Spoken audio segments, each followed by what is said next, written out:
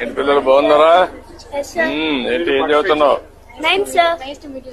మీరేం చదువుతావమ్మా? Good. Exams ఉన్నాయి sir మీకు? భయపడుతున్నా?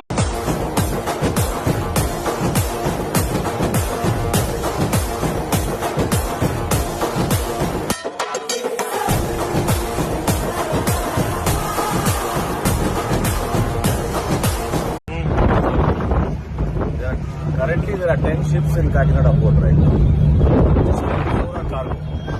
Address is just Anchorage port.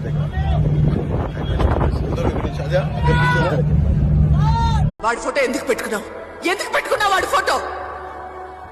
He's my inspiration. Boss.